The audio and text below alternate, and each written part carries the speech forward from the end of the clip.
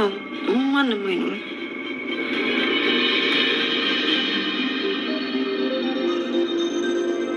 አይ በቃ ቤታችን አወቀው አለቀልን።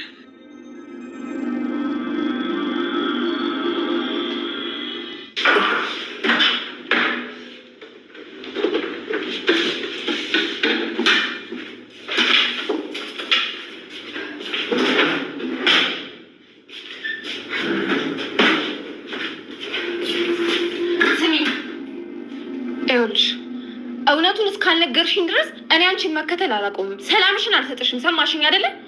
ሰላምሽን የማልሰጥሽ ደግሞ መጥፎ ሰው ስለሆንኩኝ አይደለም፣ ውሸት በጣም ስለሚያስጠላኝ ነው። እኔ ደግሞ ምንም የምነግርሽ እውነት የለኝም እያልኩሽ ነው። እንዳንማ በጣም እርግጠኛ ነኝ። የሆነ የተደበቀ ነገር አለ። ቆይ አንቺ ከኔ ጋር መስማማት ትፈልጊያለሽ? አልፈልጊም? አዎ እፈልጋለሁ። ለምንድን ነው የማልፈልገው? እኔ ከማንም ጋር መጣላት አልፈልግም። እንደዛ ከሆነ እውነቱን ንገሪኝ። እኔ ለወንድሜ አሳልፌ አልሰጥሽም። እኔ እኮ በገዛ ቤቴ ምንም አይነት ሰላም እየተሰማኝ አይደለም። ትጨንቂኛለሽ በቃ። እሺ ለወንድምሽ አትነግሪውም? ብነግርሽ? አዎ አልነግረውም። ከምር? አዎ እውነቴን ነው፣ አልነግረውም። እሺ ልክ ነሽ። እኔ ሰራተኛ አይደለሁም። እና ምንድን ነሽ? ቆይ እዚህ ቤት ለምንድን ነው ያለሽው? ሲጨንቅ ንገሪኝ። ችግር የለውም አልኩሽ እኮ። እርግጠኛ ነሽ ግን አይደል? አትናገሪ። ቃል በጣም ነው የሚያዝንብኝ። እሱም በጣም ነው የማከብረው። ደግሞ እውነት እልሻለሁ፣ እሱ የሚጎዳ አንድም ነገር አድርጌ አላውቅም። እሺ አሁን ቶሎ ብለሽ ስለ ማንነትሽ ንገሪኝ። አዎ አንቺ እንዳልሽው ሰላይ ነኝ፣ ግን ደግሞ ሁኔታዎችን ከመከታተል ውጭ እናንተ የሚጎዳ አንድም ነገር አድርጌ አላውቅም። ወይኔ ሀኒ፣ ሲጀመር ታውቆኝ ነበር እንዴ? ምኑ ነው የሚታወቅሽ? አልናደድም ብለሽኛል ነበር እንዴ? እሺ ማን ነው ሰላይ ያለሽ? ንገሪኝ፣ ማን ያዘዘሽ? እሱን እንኳን ይቅርታ ልነግርሽ አልችልም። ትሰምኛለሽ? ከነገርሽኝ ሁሉንም ነገር ንገሪኝ። ይበልጥ አታናጅኝ። አይ አይሆንም፣ የባሰ ሌላ ችግር ይፈጠራል። ስለዚህ አልነግርሽም። ሰናይት፣ ይበልጥ ትዕግስቴን እያስጨረሽኝ ነው። ምንም አላደርግም ንገሪኝ አልኩሽ አይደል እንዴ? ግን በእናትሽ አደራሽ፣ በእናትሽ። ወይኔ ጉዴ! ቆይ የምናገረውን አስቢም እንዴ? ምንም አልልም፣ ለማንም አልናገርም አልኩሽ እኮ።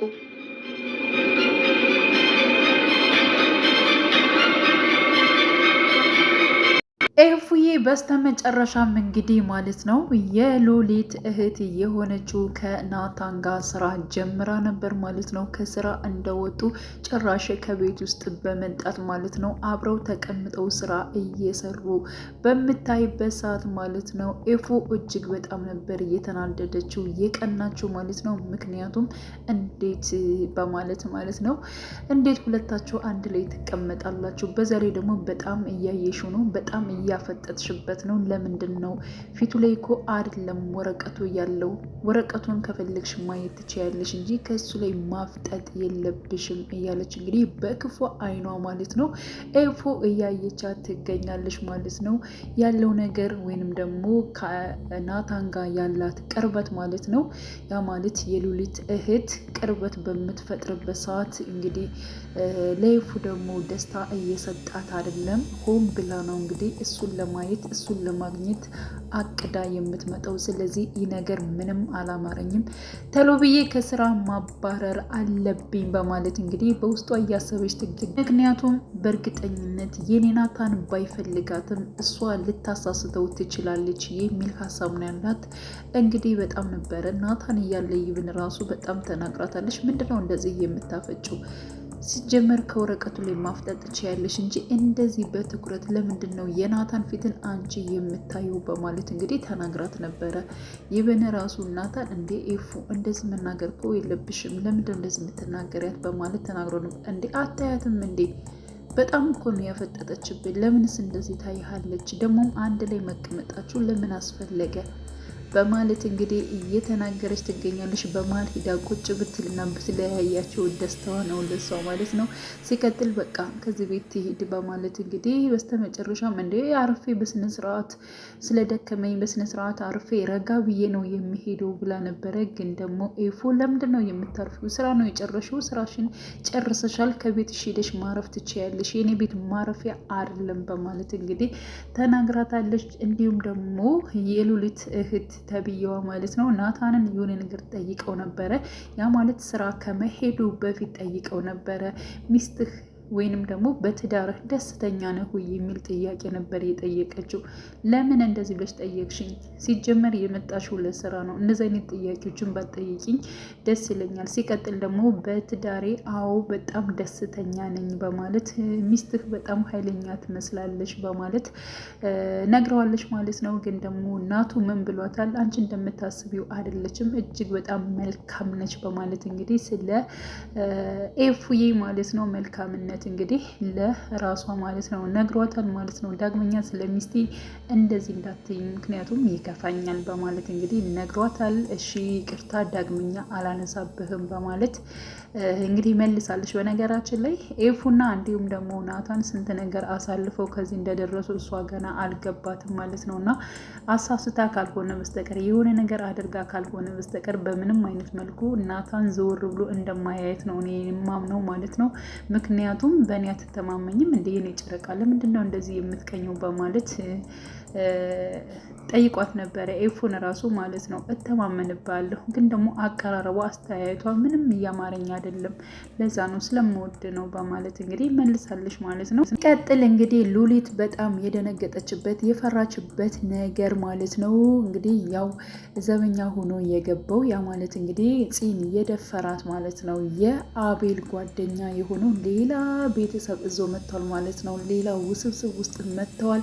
በነገራችን ላይ የሆነ ውስብስብ የሆነ ነገር መንጣቱ የማይቀር ነው ማለት ነው።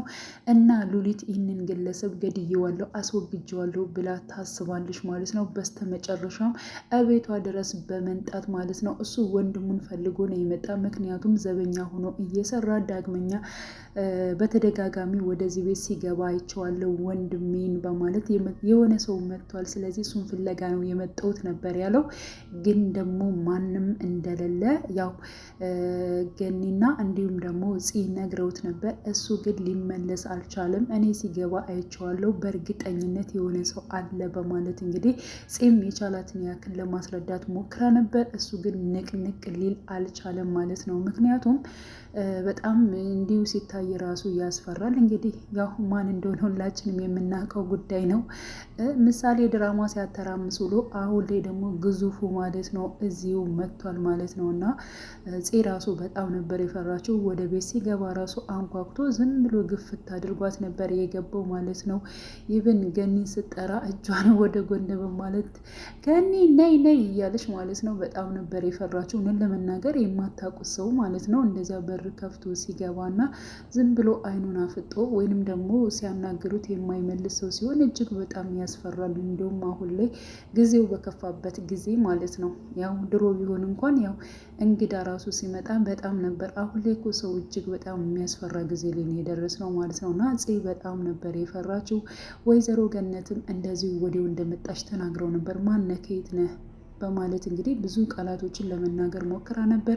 እሱ ግን በወቅቱ ወዲያውኑ አልመለሰላትም። ከዛም እየቆየ ገኒ ራሱ እየፈራች መጣች ማለት ነው። እንደዚያው እየፈራች መጣች ማለት ነው። እንዴ ለምንድን ነው? ቆይ ግን ይሄ ሰው በጣም እያስፈራኝ ነው። ከወንድሜ ጋር ብንደውል ይሻላል። ገኒ ደውይለት፣ ለወንድሜ ደውይለት እያለች ነበረ። ግን ደግሞ ገኒ ነገሮቹን ራሷን ለመፍታት ሙከራ አድርጋለች ማለት ነው። እንግዲህ በጎን በመስኮት እያየችው ሉሊት እጅጉን በጣም በመደንገጥ እንዴት ቤታችን ሊያቅ ቻለ? እንዴት ሊመጣ ቻለ? በማለት የምጠጣውን ነገር እስከምተው ድረስ እንደዚህ በጣም እስከምትርበተበት ድረስ ማለት ነው። ከዚህ በፊት እንግዲህ ሉሊት እንደዚህ ስትርበተበት እንደዚህ ስትፈራ ያየናት ያፌት በጣም ሲጎዳትና ሊቆጣ ሲል ነበረ ስትርበተበት የነበረው። ስለዚህ አሁን ላይ ማለት ነው እንግዲህ ይህንን ግዙፍ ሰውዬ በማየት እጅግ በጣም ነበር የደነገጠችው። እንዴት አሁን ላይ ደግሞ እንደዚህ ናቱ ቤታችን አወቁት ማለት ነው በማለት እንግዲህ በጣም ክፉዎች ናቸው ብላ ነው የምታስበው።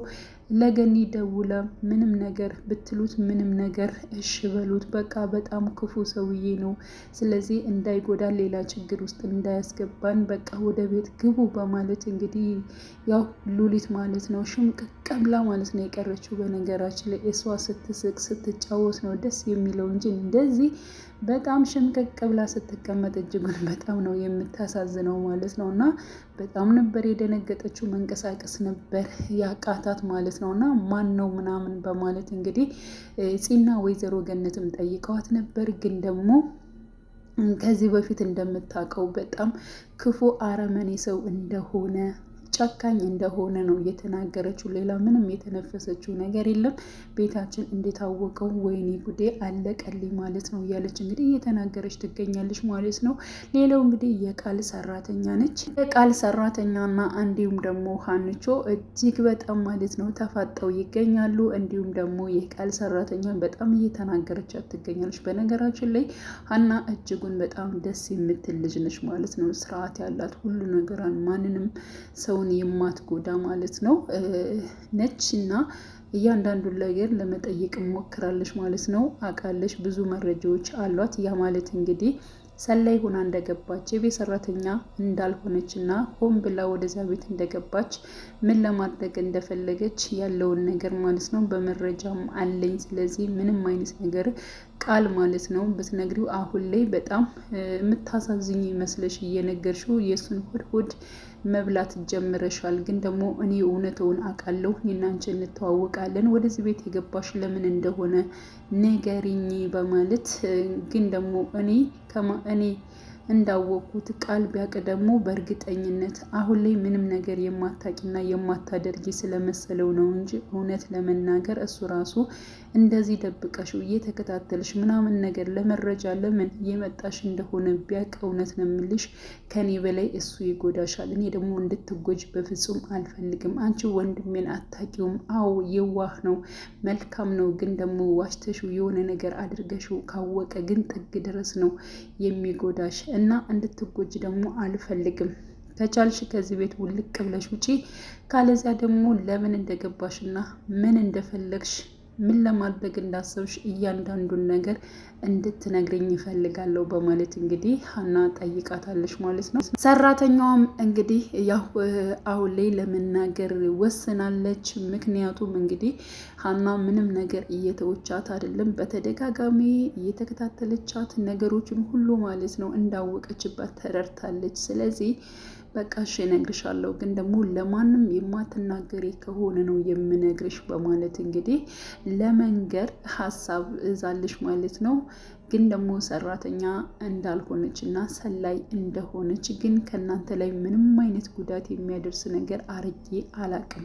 ግን ደግሞ ይኸው በቃ ምን እንደምታደርጉ ያለውን ነገር በቃ መረጃ መሰብሰብ ብቻ ነው የኔ እቅድ በማለት እንግዲህ ተናግራለች። እንዴት እኔን ጠርጥሬ ነበረ፣ አውቃለሁኝ ሰራተኛ እንዳልሆነች ጠርጥሬ ነበረ። ማን ነው ቆይ ወደዚህ ቤት እንድትገቢ ያደረገሽ? ማን ነው ሰልያለሽ? ምንድን ነው የምትፈልጉት?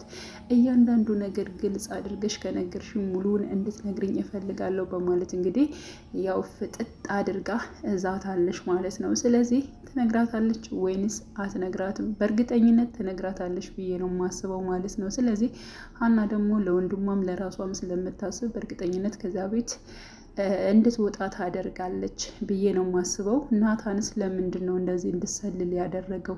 ምንስ ፈልጎ ነው የሚለውን ነገር በእርግጠኝነት ከወንድሟ ይልቅ ናታንን በአካል መታ ሀና የምጠይቀው ይሆናል ብዬ አስባለሁ ማለት ነው። ስለዚህ ትዝታ የምትባለው ከነሱ ማለት ነው ከዚህ በፊት እንግዲህ የናታንን ቤተሰብ ለመጉዳት ለማጥፋት የተዘጋጀችው እስር ቤት ያለችው ትዝታ ተብዬዋ ማለት ነው የቃል አክስት ነች። እና ይህ ሁሉ ነገር የምታደርገው እሷ ስለሆነ ቃል አብሯት ይሰራል ወይስ ደግሞ አይሰራም የሚለውን ነገር ለማወቅ ይመስለኛል ናታን አሁን ይህን ነገር እየሰራ ያለው። ምክንያቱም ልጁን ካገኘ ለምንድን ነው ከዛ በኋላ ሰራተኛ ገብታ ቃልንና እንዲሁም ደግሞ ሀናን እንድትከታተል የሚያደርገው? ለምንስ አላቆመም የሚለው ነገር ለእኛም ጥያቄ ነው የሆነብን ማለት ነው። ሌላው እንግዲህ ሳሚ ነው። ሳሚና እንዲሁም ደግሞ ናታን አንድ ላይ ስራ እንደጀመሩና እንደሚሰሩ ሁላችን የምናውቀው ጉዳይ ነው። ከዚህ በፊት ያልታወቀ ስልክ በመደወል ናታንን አብረህ ከሱ ጋር ስራ እንዳትሰራ፣ በጣም አጭበርባሪ ነው፣ ያንተን ገንዘብ እንዳለ ይወስድብሃል። እኔን ራሱ ጉድ አድርጎኛል፣ ቤቴን ራሱ እንደዚሁ አራጣ ውስጥ ከማስገባት ደርሻለሁ። ስለዚህ ከሱ ጋር የጀመርከውን ስራ ማቆም አለብህ። መጀመሪያ ሲጀምር እጅግ በጣም መልካም ሰው ይመስልሃል። እንዲሁም ደግሞ ታዋቂ ስለሆነ ብቻ ነገሮቹ ይሳካሉ ማለት አይደለም። አላቅህም፣ ግን ደግሞ ከሱ ጋር ስራ እንደምሰራ አውቄያለሁ። እኔ የደረስኩበት ነገር አንተም እንዳይደርስብህ እፈልጋለሁ። ቶሎ ብለህ ስራውን አቁመው በማለት እንግዲህ እንዳለ የሚያቀርባቸው ነገሮች ስህተት ነው በማለት ለናታን ስልክ ተደውሎ ተነግሮት ነበረ። ከዛ በኋላ ማለት ነው የሚወጣውን ወጪና ገቢው ምንም እየተመጣጠነለት ያልታየው ማለት ነው። ናታን አሁን ላይ ከሳሚ ጋር ያለውን ስራውን ማቆም ፈልጓል። እንዲሁም ደግሞ ሳሚን ነግሮታል ማለት ነው። እያንዳንዱን ከአንተ ጋር መስራት የምፈልጋቸው ነገሮች አቁም ያለሁኝ፣ ስለዚህ እስከ ዛሬ የወጡ ገንዘቦችን በሙሉ እንድትመልስልኝ ይፈልጋለሁ ብሎታል ማለት ነው። ግን ደግሞ ሳሚ በፍጹም አልመልስልህም፣ እንዴት ይሆናል? አሁን እኮ መጨረሻው አካባቢ ላይ ደርሰናል፣ ስለዚህ ብሩን መመለስ አልችልም ብሏል። አረ አይቻልም፣ የግድ ትመልሰዋለህ፣ የራሴ ገንዘብ ነው ትመልሰዋለህ። ገንዘቤን ካልመለስከው ምን እንደማስከትል አሳይሃለሁ በማለት እንግዲህ ያው ሳሚ ላይ ይዝቶበታል። ሳሚም እንደዚው ናቱ ላይ ይዝቶበታል ማለት ነው። ወደ ቤት በመመለስ እንግዲህ ሁሉን ነገር ለይፉ ነግሯታል። ምክንያቱም በስራው ምክንያት ከሱ ጋር መስራት እንደማይፈልግ ገንዘቤን መልስልኝ ብለው ገንዘቤን አልመልስም ብሎኛል፣ በጣም ነው የተናደርኩት በማለት አይዞ በቃ እያለች እንግዲህ ተረጋጋ፣ አትናደድ፣ መጀመሪያ ነበር ነገሮች ማስተካከል ያለብን፣ ስለዚህ ከሌላ ወስድን ነገሮችን እንሸፋፍናለን፣ አትናደድ ደግሞ ቅድም ማለት ነው ከልጅቷ ጋር ስትሆኑ እኔ ደስ ስላለኝ ነው እና በዚያ ምክንያት ስለተናገርኩ በጣም ይቅርታ በማለት እንግዲህ ኤፉ ማለት ነው እናቱን ይቅርታ ጠይቃለች። በነገራችን ላይ ቃልን ማለት ነው ቃል አቤልን በጣም ነው የደበደበው። ምክንያቱም ሰምቷል ማለት ነው ይህ ነገር አቤል በባለፈው ፓርት ላይ ማለት ነው አቤልና ጽ ዳጊና ጽ በሚያወሩበት ሰዓት ላይ እንግዲህ ቃል ከች ብሎ ነበር። ማን እንዳገታቸው ማን እንደያዛቸው ስላወቀ ማለት ነው ቀጥታ አቤል ካለበት በመሄድ አቤልን በጣም በቦክስ ምናምን ነገር ነው የደበደበው ማለት ነው። እና በነገራችን ላይ አቤል እጅግ በጣም ነው የሚያሳዝነው ለመናገር እሱ ባላደረገው እሱ ባልሰራው ነገር እንደዚያ መደብደብ ቀላል አይደለም እና በጣም ነው የጎደው ቃል ማለት ነው። እንዴት እንደዚህ ታደርጋለህ? እኔ ከእስር ቤት እንድትፈታ እኮ በጣም ብዙ ነገር ስል ነበር። አንተ በኋላ እንደዚህ ትጎዳኛለህ እንዴ? ጭራሽ ከኔ በላይ ለመሆን ታስባለህ እንዴ? በማለት እንግዲህ ቃል በጣም ነበር እንግዲህ አቤልን የደበደበው ማለት ነው።